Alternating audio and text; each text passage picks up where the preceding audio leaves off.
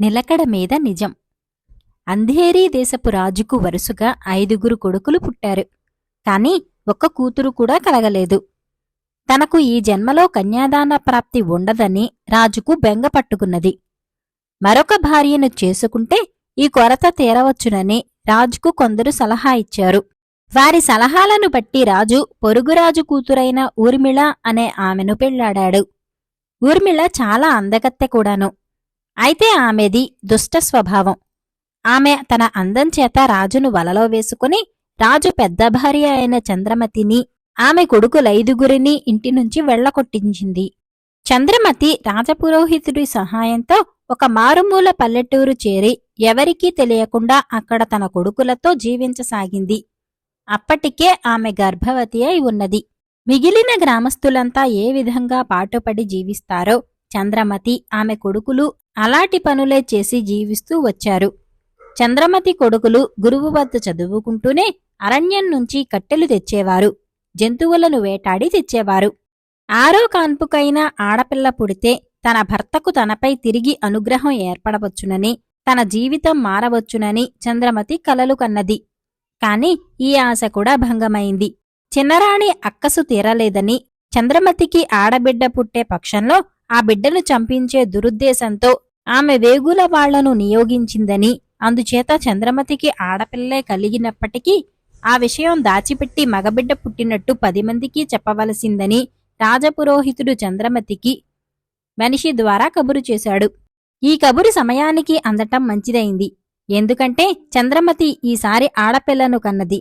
కాని తనకు పుట్టినది మగబిడ్డేనని గ్రామమంతటా ఆమె ప్రచారం చేసింది. ఈ వార్త వేగులవాళ్ల ద్వారా ఊర్మిళకు చేరింది. ఆమె మనస్సు కుదుటపడింది. చంద్రమతి ఆడపిల్లను కన్న కొంతకాలానికి ఊర్మిళ కూడా ప్రసవించింది. మగపిల్లవాడు పుట్టాడు. ఈ భార్యకైనా ఆడపిల్ల పుడుతుందని ఎంతో ఆశపడిన రాజుకు ఆశాభంగమైంది. ఊర్మిళకు పుట్టిన కొడుక్కు జయంతుడని పేరు పెట్టుకున్నారు. వాడు పెరిగి పెద్దవాడయ్యాడు. 15 ఏళ్లవాడై ఉండగా జయంతుడు సపరివారంగా వేటకు బయలుదేరాడు. కొంతసేపు అరణ్యంలో తిరిగిన మీదట అతనికి ఆకలి, దప్పి కలిగాయి. వాటి బాధకు తట్టుకోలేక జయంతుడొక చెట్టు నుంచి పండుకోసి తిని అది విషఫలం కావటంచేత వెంటనే స్పృహ తప్పి పడిపోయాడు. ఆ సమయంలో అరణ్యానికి కట్టెల కోసం వచ్చిన అతని అన్నలైదుగురు అతన్ని చూసి తమ ఇంటికి చేర్చి వాంతి చేయించి తాగటానికి పాలిచ్చి అతన్ని కాపాడారు. తిరిగి కోలుకున్నాక జయంతుడు తనను కాపాడిన 5 అన్నదమ్ములను, వారి తల్లిని, వారి చెల్లిని చూసి ఎంతో ముచ్చటపడ్డాడు. వాళ్లు చేసిన ఉపకారానికి కృతజ్ఞత తెలుపుకొని తానెవరో వారికి తెలియపరచాడు. అతను తన సవతి కొడుకేనని తెలుసుకున్న చంద్రమతికి తన దుస్థితి జ్ఞాపకం వచ్చి కంట తడిబెట్టింది. అది చూసి జయంతుడు వాళ్లను గురించి ప్రశ్నలు వేశాడు. 16 ఏళ్ల క్రితం తన భర్త తన పిల్లలను ఈ గ్రామంలో వదిలి ఎటో వెళ్లిపోయాడని, తాను అష్టకష్టాలు పడి పిల్లలను ఎలాగో పెంచుకొచ్చానని ఆమె అన్నది. ఆమెకు 6వసారి పుట్టిన ఆడపిల్ల వరదాదేవి చాలా కాలం మగపిల్లలు బట్టలు ధరించి మగపిల్లవాడిలాగే తిరిగింది. కాని ఆమె ఎదిగి వస్తుండటం చూసి తమను లోకమే మరచిపోయిందని రూఢీ చేసుకుని చంద్రమతి తన కూతురికి ఆడదుస్తులు వేయటం ఆరంభించింది. జయంతుడు చంద్రమతి పరిస్థితి చూసి జాలిపడి, అమ్మా, నేను మా ఊరు వెళ్లగానే నీ కొడుకులందరికీ కొలువు ఏర్పాటు చేయించి పిలిపిస్తాను.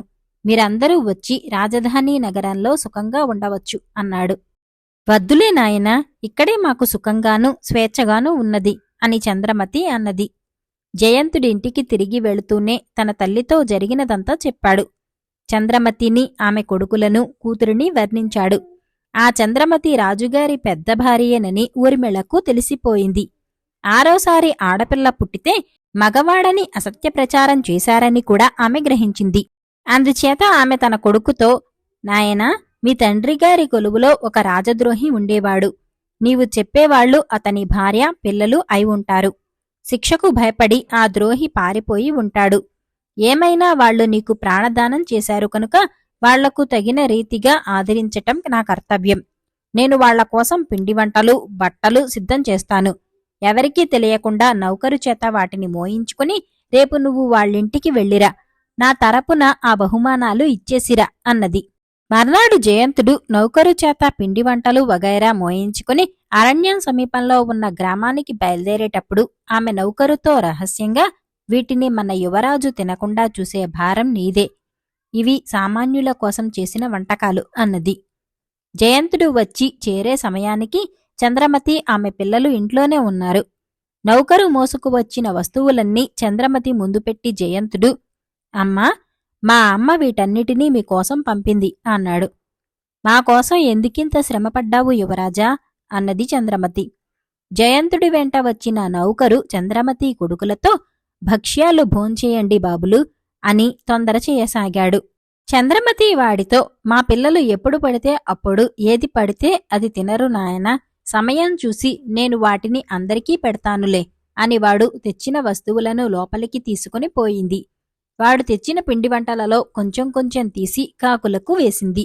ఆమె ఇలా ఎప్పుడూ జాగ్రత్త పడుతూనే వచ్చింది.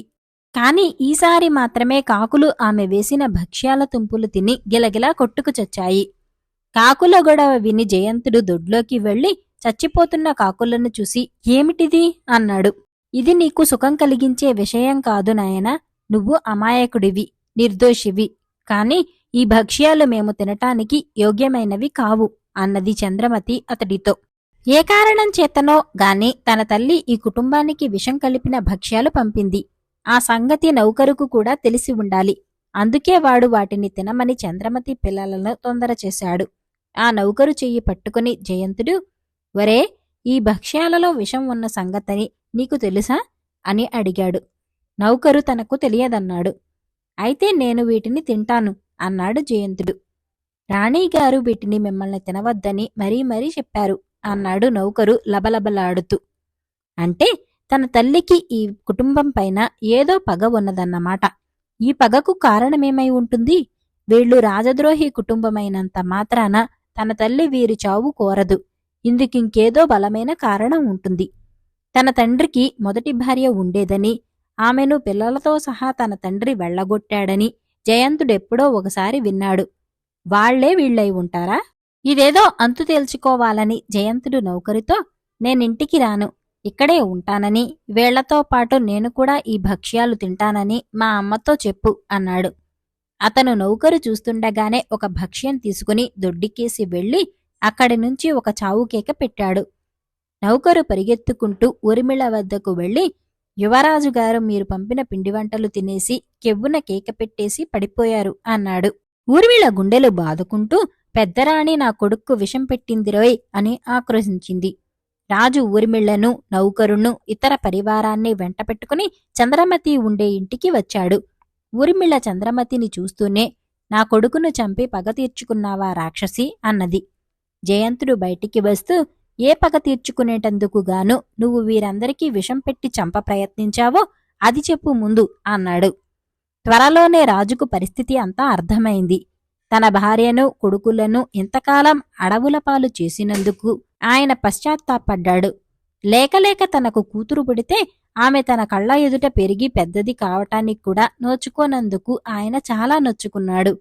ఆయన చంద్రమతిని, పిల్లలను తన వెంట తీసుకుపోయాడు. ఊర్మిళ్లను చెరలో వేయించాడు. తన పెద్ద కొడుకును యువరాజు చేశాడు. తన కుమార్తెకు తగిన వరుణ్ణి సంపాదించి కన్యాదానం చేసి తన చిరకాల వాంఛితాన్ని ఈడేర్చుకున్నాడు. కప్పలరాజు. సృష్ట్యాదిలో ఒక పెద్ద సరస్సులో కొన్ని లక్షల కప్పలుండేవి. అవి చాలా రకంగా బతికేవి. అస్తమానము అన్నీ అరుస్తూ ఉండేవి. ఒకదాని మాట ఒకటి వినిపించుకునేది కాదు. ఒకటి చెప్పినట్టు మరొకటి చేసేది కాదు. ఈ పరిస్థితి చూసి ఒక తెలివైన ముసలి కప్ప ఎంతో శ్రమపడి కప్పలన్నిటినీ సమావేశపరచి ఇలా చెప్పింది. సృష్టిలో ఇన్ని రకాల ప్రాణులున్నాయి కాని మన కప్పలంత నియమరహితంగానూ నిరర్ధకంగానూ బతుకుతున్న ప్రాణులేవీ లేవు. మనం మాట్లాడేది మనకే తెలీదు. ఎటుపోతామో ఎందుకు పోతామో కూడా మనం చెప్పలేం. మనకొక క్రమమైన జీవితము, జీవిత ధర్మమూ లేదు.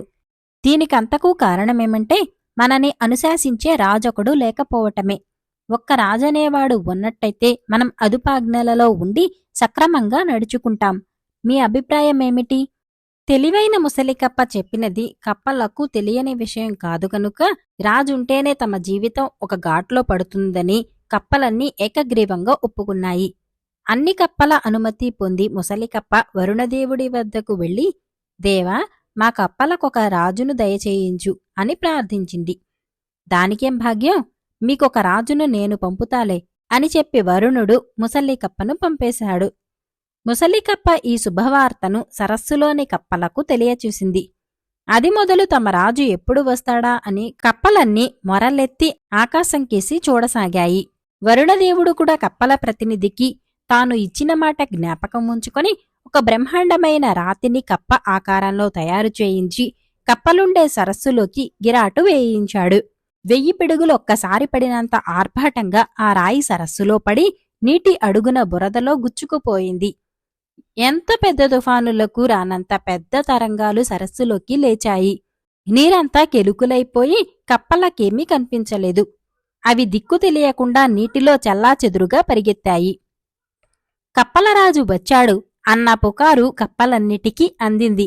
కొన్ని సాహసంగల కప్పలు తమ రాజును చాలా దూరం నుంచి చూసి, అమ్మ బాబో, మన రాజు ఎంత పెద్దవాడు అన్నాయి. రాయి పడిన ప్రాంతంలో ఉండిన కప్పలు ఆ దృశ్యాన్ని పిల్లకప్పలకు భయంకరంగానూ వర్ణించి చెప్పాయి. కప్పల జీవితంలో పెద్ద మార్పు వచ్చేసింది. అవి అస్తమానమూ రొద చేయటం మానేసి నింపాదిగా మాట్లాడటము, రాజుగారు ఏ క్షణాన ఏమని కేకపెడతారోనని శ్రద్ధగా ఆలకించటము, రాజుగారున్న చోటికేసి పోకుండా తాము ఎటుపోయేది చూసి మరీ పోవటము నేర్చుకున్నాయి. కప్పల జీవితంలో చాలా పెద్ద అభివృద్ధి కనిపించింది. కాని ఈ అభివృద్ధి ఎంతో కాలం దక్కలేదు. పిల్లకప్పలు తమ రాజును గురించి కొన్ని సంగతులు తెలుసుకున్నాయి. వాటిలో కొన్ని సాహసించి తమ రాజును సమీపించి చూశాయి. కప్పరాజు కదలడు, ఎప్పుడూ ఒకే దిక్కు చూస్తాడు, నోరు తెరవడు. తెరవటానికి అసలాయనకు నోరు కూడా ఉన్నట్టు లేదు. అన్నిటికన్నా పెద్ద ఘోరమేమిటే, కప్పరాజు ఒంటిపైన విపరీతంగా నాచు పెరుగుతున్నది. పిల్లకప్పలు పెద్ద కప్పల ఎదుట తమ రాజును గురించి అవహేళనగా మాట్లాడనారంభించాయి. అమ్మో రాజు, అలా అనకూడదు అని పెద్ద కప్పలు భయపెట్టిన కొద్దీ పిల్లకప్పలకు రాజంటే తృణీకార భావం హెచ్చిపోయింది. చివరకు పెద్ద కప్పలు తమ రాజును సమీపించి పిల్లకప్పలు చెప్పిన మాటల్లో అబద్ధమేమీ లేదని తెలుసుకున్నాయి. త్వరలోనే కప్పల జీవితం తిరిగి వెనకటిలాగే తయారైంది. తన ప్రయత్నమంతా విఫలమైనందుకు విచారపడి తెలివిగల ముసలికప్ప మళ్లీ వరుణదేవుడి వద్దకు వెళ్లి తమకు సరి అయిన రాజు ఎంతగా అవసరమో ఆయనకు చెప్పటానికి దీర్ఘమైన ఉపన్యాసం ఇచ్చింది. వరుణుడంతా విని, నేను లోగడ పంపిన రాజు మీకు పనికిరాలేదంటావా? మరొక రాజును పంపుతాను వెళ్ళు అన్నాడు. ఆయన ఒక ముసలిని పంపాడు. ఒకనాడు ఆ ముసలి చవడీ చెప్పుడు లేకుండా సరస్సులోకి ప్రవేశించింది. ఒక చిన్న అల మాత్రమే నీటిపైన పాకింది. ఈ కొత్త రాజు ఒకచోట ఉండకుండా సరస్సంతా తిరిగింది. తన ప్రజలెవరైనా నోటికి చిక్కితే మరి వదలలేదు. తమకు సరి అయిన రాజు వచ్చినట్టు కప్పలకు అర్థమైంది. పాత అలవాటు చొప్పున అన్ని కప్పలు ఒకేసారి అరచినప్పటికీ సమీపంలో కాస్త సంచలనం కనిపిస్తే చాలు, చిన్న అలికిడి అయితే చాలు, నోళ్లు మూసేసుకుంటాయి. తమ రాజు వెనకపాటున ఎక్కడ వచ్చి పడతాడోనని అవి తమ వెనక పక్క చూడటం కూడా అలవాటు చేసుకున్నాయి. కప్పల జీవితాలకు ఒక అదుపు ఆజ్ఞ ఏర్పడింది.